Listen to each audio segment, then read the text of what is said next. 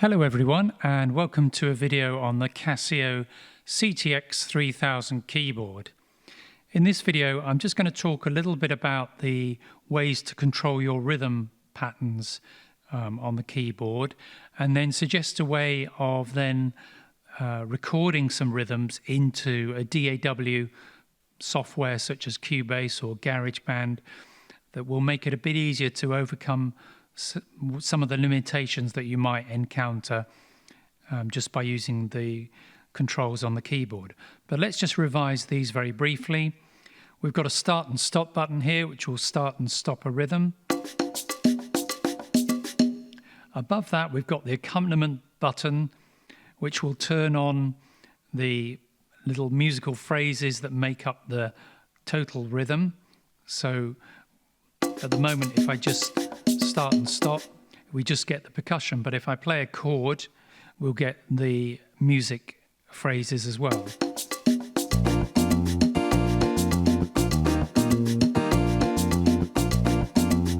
Like that. Next to this, we've got a SYNCRO Start button, and if I press that, it will show up in the display, and it says V1, which means when I first start this going, it'll play variation number 1. I can change it to any other variation before we begin, 1, 2, 3 or 4. Let's put it back to 1, but it's now kind of ready to start as soon as I play a chord in my left hand.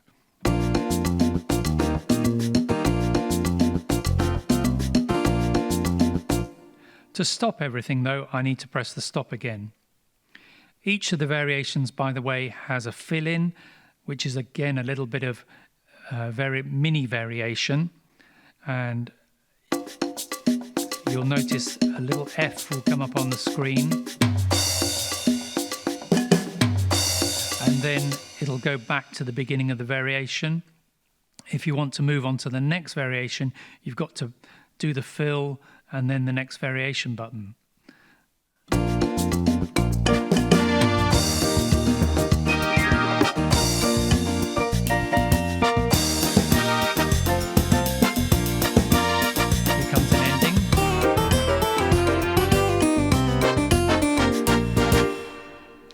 An ending is a little short phrase of music that just wraps everything up, and then it will stop once it gets to the end of that phrase. There's another way of starting and stopping the rhythms, and that's with the intro button at this end of these buttons. So as soon as you press the intro, it will start, unless you have SYNCRO Start on. So I've pressed SYNCRO Start and then I pressed intro. Now it's waiting for me to play a chord in my left hand. It will play a little phrase of music. Now it's going to go to variation 1. You can make it go to a different variation if during the introduction you press one of the other variations, like this. I'm going to go to number 2. Okay, so there's several ways in which you can control the rhythm here. There's one more way to look at with a button, and that's this SYNCRO Stop button. So it's the kind of opposite of SYNCRO Start. It'll stop everything playing when you lift your fingers off the keys rather than when you put them down. So let's put both on, so it'll start when I press a key or keys on the keyboard, and it will stop when I lift them off.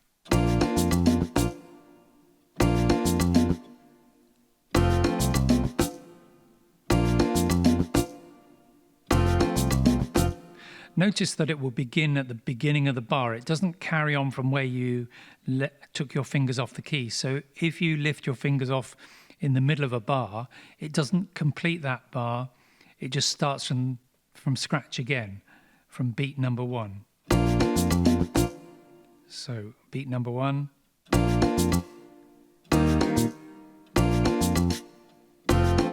And if you're quick, you can play single chords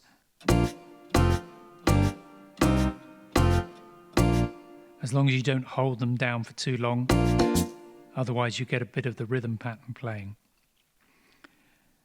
If you have it set to accompaniment and you haven't got sync start on, and you play a chord like this, you don't get the full effect of the rhythm sounds and things. You just get this kind of bland example of sound, a kind of default sound. So it's quite a neat feature to have the SYNCHRO STOP and be able to use the sounds of the rhythms to play single chords like that. Another way of controlling the start and stop of a rhythm is to use a foot switch. So I can use a foot switch to start and stop the rhythm, and the way to set that up is to go to your function button, which is slightly off screen here, but if I press it and you look at the screen, we've gone to various menu items in the function, and in fact at the top of the screen it actually says the word function, so we know we're in function mode. And then I can use the left and right arrows on the keypad, or number 1 and 3, to kind of scroll through different menu items. And I'm going to go to the one that says controller, and then it says enter, so I'm going to press enter. I'm going to press enter again because I want to adjust the pedal setting. I've plugged this pedal into number 2, so it's not number 1, I want pedal 1. Again, using the 1 and 3 arrows on the keypad, I want to get to pedal number 2, and the effect I want for for pedal 2 is to start and stop a rhythm, and I just use the wheel to set the function of this particular pedal to rhythm.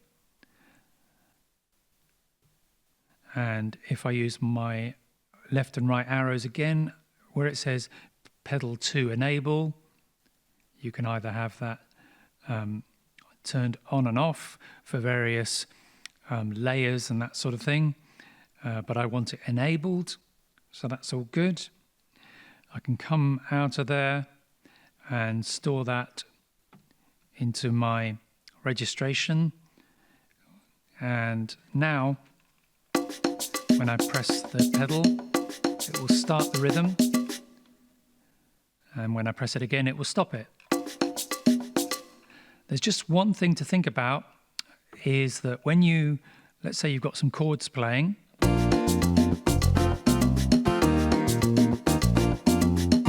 and you stop the rhythm, if I press the pedal now, we only get the rhythm, we don't get the musical phrases. So you've got to play the chord in your left hand at the same time as pressing the foot switch. So let me demonstrate that. Here's a chord with my left hand. I'm going to stop it. I've got to get ready with my left hand. Don't come in too soon, otherwise you'll get that sound. But at the same time as pressing this, I've got to put my fingers on the keys.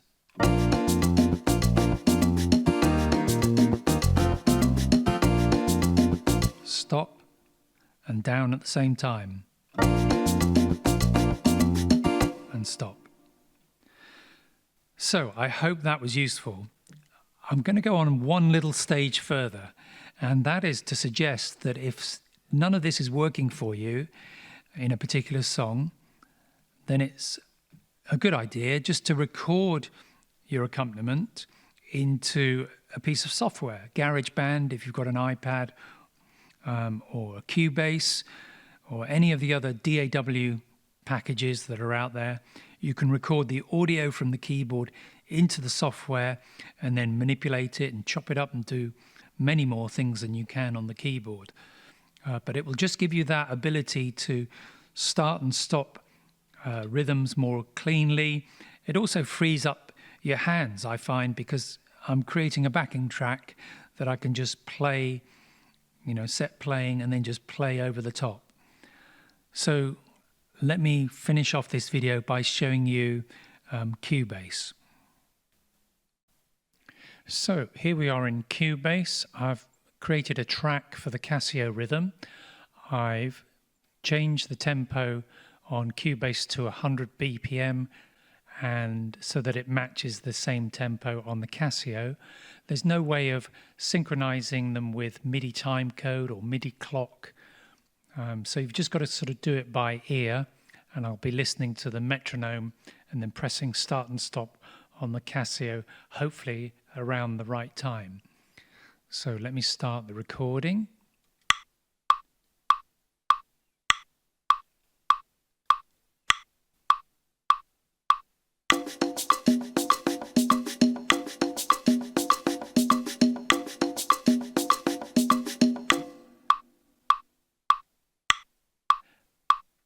And now I press stop on Cubase.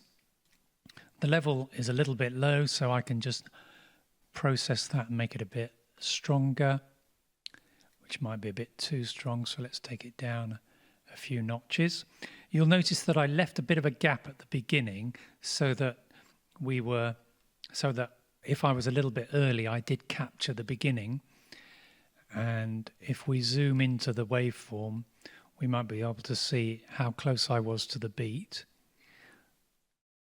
Obviously in Cubase and programs like this, you can do all sorts of things with time stretching and so forth, but I'm just doing it in a sort of very kind of simple way. That doesn't look too bad actually. That looks pretty much on the beat. I'm going to trim it at the beginning, move it back to the first beat, and let's zoom in and find the end point. And you'll notice as well that when we got to the end of the third bar and the beginning of the fourth bar, I stopped it because I want a bit of a stop, a gap from the rhythm that I was explaining, that is a little bit tricky to do directly from the front panel of the keyboard. And let's make it, trim the end and make this 4 bars as well. And if I put a little loop into this, we can listen to it and see how close we are.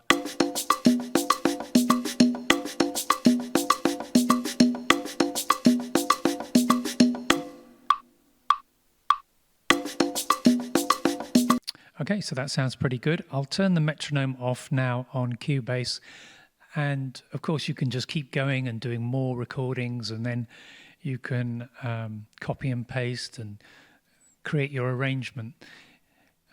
So for instance, I could just create another 4 bars after this by copying that pattern, and now we've got an 8-bar loop with a stop in the 4th bar and a stop in the 8th bar.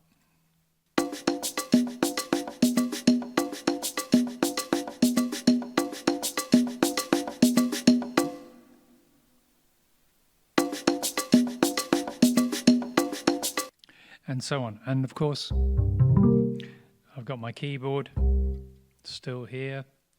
I could record tracks of the sounds from the keyboard into Cubase on other tracks, or I could use virtual instruments within Cubase. You could do lots more things. I'm not showing you really how to manipulate Cubase, but I just wanted to show you how to get further mileage out of the rhythm controller and the rhythms in the Casio. So I hope that was useful, and thanks for watching.